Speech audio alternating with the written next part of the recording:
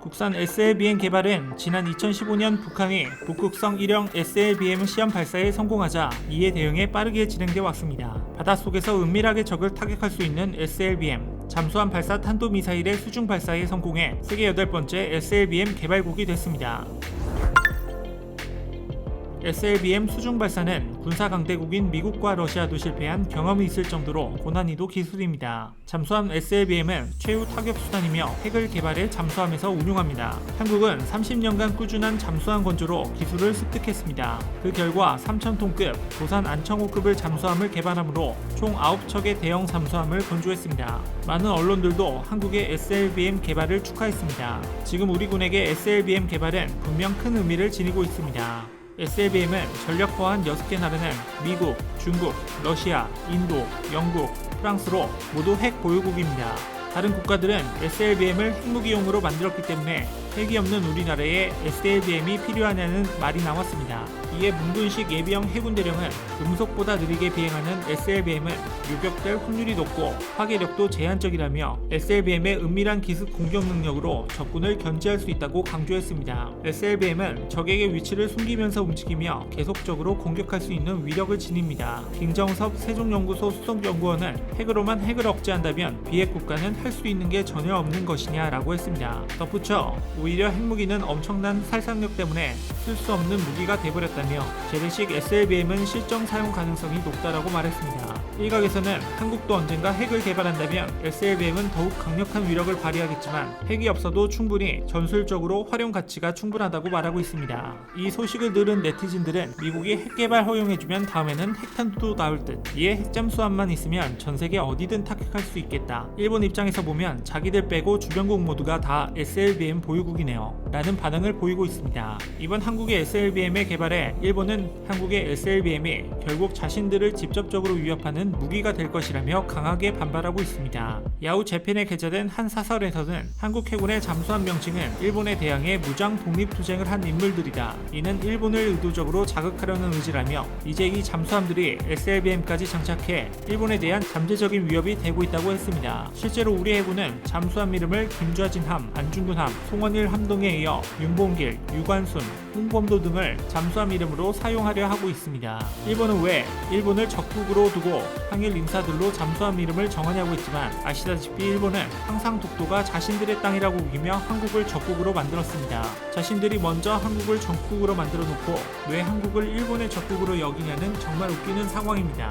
이에 군 전문가는 잠수함은 바다의 암살자라고 부른다며 과거에 우리를 지배했던 일본에게 독립을 쟁취하기 위해 싸웠던 독립운동가들의 성함을 붙이는 것이 적절하다고 주장했습니다. 그것보다 사실 우리의 SLBM 개발은 일본보다 북한의 움직임에 맞대응한 것입니다. 결국 일본은 착각을 하고 있다는 형국이 된 것입니다. 북한 입장에서는 유사시 한미연합군의 공격으로 탄도미사일 기지들이 파괴됐을 때 한반도 남부나 일본을 타격하는 방식으로 반격을 하려면 SLBM 탑재 잠수함이 필요하기 때문에 SLBM 개발에 힘을 쏟고 있습니다. 북한이 이런 능력을 확보했다는 사실이 입증되면 한미연합군이 공격적인 작전을 취하는 것을 억제할 수도 있습니다. 이것이 바로 북한이 경제난 속에서도 SLBM 탑재가 가능한 잠수함의 건조를 포기하지 못하는 이유입니다. 국가정보원은 북한이 SLBM을 탑재할 수 있는 잠수함 2척을 새로 건조하고 있다고 밝혔습니다. 지난해 7월 모습을 드러낸 로미오급 개량형은 3,000톤급으로 SLBM 3개를 탑재할 수 있는 것으로 평가되고 있습니다. 이는 북극성 SLBM 시험 발사에 사용한 심포급보다 큰 잠수함으로 북한의 잠수함이 상징적인 수준을 넘어서 실질적인 전투력을 갖추는 단계로 나아가고 있다고 볼 수 있습니다.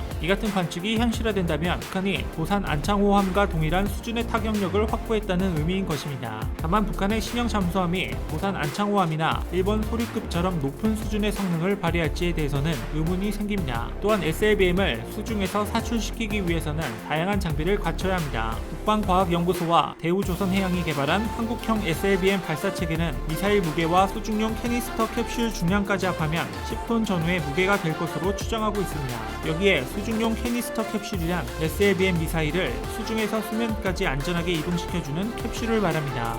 이 무게를 수면으로 사출시키기 위해서는 높은 가스 압력과 고체 연료 추진 시 엄청난 고열이 발생하게 됩니다. 이를 완화하기 위해 냉각제와 함께 고압 가스를 방출시켰으며 이에 내부 온도와 압력을 감소시킴으로써 문제를 해결해 개발에 성공했다고 합니다. 결론적으로 100% 국산 기술을 통해 독자적으로 설계하는 데 성공했으며 중대형 잠수함을 건조할 기술력이 있는 해상 강대국 대열에 당당히 포함되었습니다. 한국은 계속해서 축적된 국산 잠수함 건조 기술과 우수한 원자력 기술을 결합하면 핵잠수함 건조는 5년 내에 얼마든지 가능하다는 게 군사 전문가들의 주장입니다.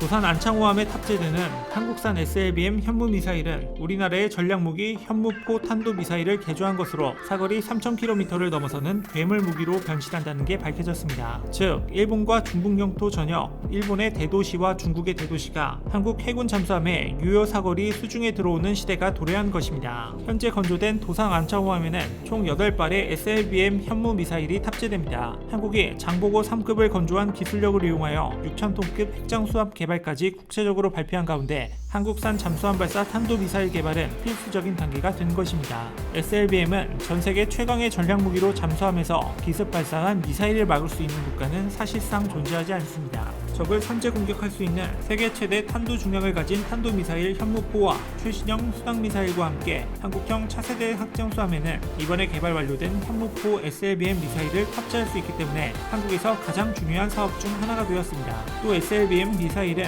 한국이 추진하는 비례 억지 전략의 핵심적인 역할을 합니다. 비례 억지 전략이란 전쟁 발발 시 숨겨두었던 모든 미사일을 적국으로 발사해 상대의 대도시 전부를 날려버리는 전략입니다. 현무 미사일은 대한민국 국군의 주력 미사일 체계 주변국들에 대한 핵심 억제 수단이자 현재 한국군이 보유한 최고 수준의 전략무기라는 평가를 받고 있습니다. 대우조선 해양 관계자에 따르면 조선소 일부에 엄청나게 큰 스크린을 치고 그 안에서 비밀리에 장착 및 발사 테스트를 진행해 자신들도 그 과정을 제대로 볼 수 없었다고 합니다. 그 후 몇 차례의 실패를 겪은 이후에 SLBM 수중 발사 시험이 성공했다는 뉴스가 7월 4일에 보도되었습니다. 다만 이것은 도산 안창호함에서 사출된 것이 아닌 수중 바지선을 활용해 SLBM을 발사한 것으로 알려지고 있습니다. 우리나라의 주변국인 일본과 대만은 한국의 미사일 전력을 두려워하며 부러워하고 있습니다. 일본 커뮤니티에 강대국 한국, 세계에서 8번째로 SLBM 미사일 보유국에 등극했다는 소식이 올라왔습니다. 이어서 대만 기사의 댓글 반응을 살펴보겠습니다. 한국의 잠수함 기술은 아시아에서는 이미 최고 수준입니다. 한국에 일본에는 없는 무기가 생겼군요. 동아시아에서 벌어지는 군비 경쟁은 지옥 같습니다. 군사 강국들이 군사력을 겨루고 있으며 평화로운 유럽과는 거리가 멉니다. 동아시아는 정말 무섭습니다. 따라가지 못하면 뒤처질 것입니다. 북한의 침공에 대비하여 SLBM에 투자하는 것은 수지타산이 맞지 않습니다. 정말 미래에 일본을 침략하기 위한 것이라 생각됩니다. 한국 군대는 야망이 있습니다. 시험 발사할 필요 없이 그냥 일본 바다를 향해 쏘면 됩니다. 한국은 주한미군이 있는데도 독자 개발을 고집합니다. 과연 한국인들은 대만인들처럼 말뿐만이 아니고 민족성이 대단합니다. 보시다시피 일본을 제외한 국가들은 대체적으로 옹호하는 입장입니다. 사실 우리나라는 바다에서의 힘이 예전부터 아주 강했습니다. 파죽지세로 쳐들어오는 일본군에게 조선이 속수무책으로 당하고 있던 상황에서 거대한 규모의 일본 해군을 상대로 23번 싸워 단 한 번도 패하지 않는 기록의 역사가 있습니다.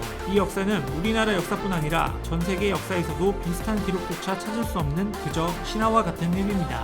외국의 학자들도 아직까지 이순신은 어떻게 저런 신과 같은 전승 기록을 이뤄낼 수 있었는지 늘 궁금해합니다. 이 의문에 대한 답은 바로 이순신이기 때문입니다. 그런 이순신 장군의 정신을 이어받은 것이 바로 우리나라 해군입니다. 하지만 지금까지 북한과 언제 다시 전쟁을 일어날지 모르는 상황 속에서 육군의 해군이 가려진 것은 사실입니다. 그렇다고 우리나라 해군이 마냥 시간만 보낸 것은 아니었으니 이번 SLBM을 통해서 입증된 것입니다. 해군을 비롯해 항상 목숨 걸고 나라를 지키는 국방부를 응원합니다.